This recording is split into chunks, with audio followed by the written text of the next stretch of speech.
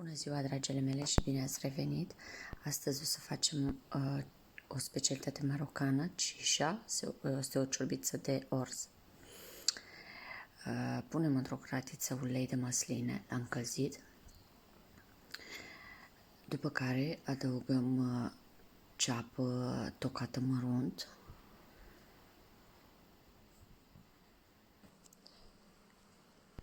mestecăm în cratiță, lăsăm ceapa să devină transparentă, o lăsăm la călit câteva. Adăugăm țelină, continuăm să amestecăm. După câteva minute adăugăm pastă de ardei. Eu am avut aici pastă de ardei pregătită în casă, congelată. Amestecăm. Adăugăm roșii tocate mărunt.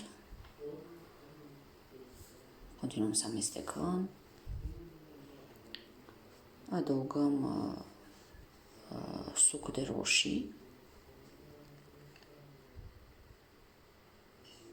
Continuăm să amestecăm și lăsăm la gătit la foc mediu pentru câteva minute.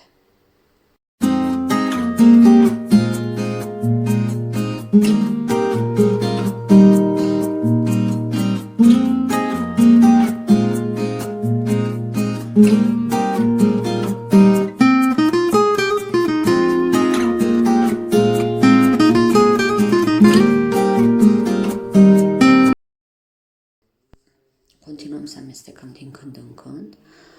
Când vedem că devine ca o pastă, deci scade puțin apa din legume, adăugăm condimentele. Eu pun cuburi Knorr,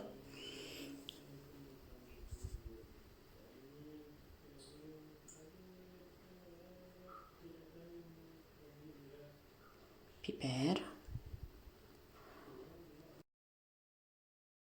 adăugăm pătrunjel și coriandru tocat mărunt, continuăm să amestecăm totdeauna la foc mediu, amestecăm din când în când, adăugăm supă vegetală de legume.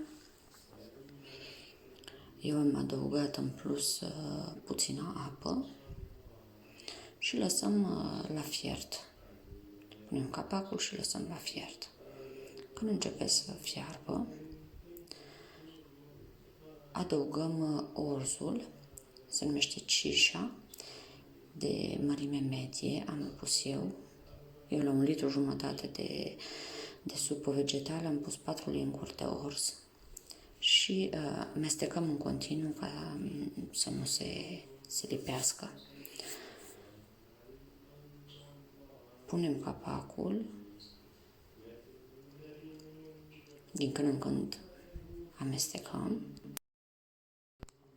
și continuăm să amestecăm din când în când până când vedem că devine cremoasă. Orzul se fierbe și devine ca o cremă, o supă lichidă cremoasă.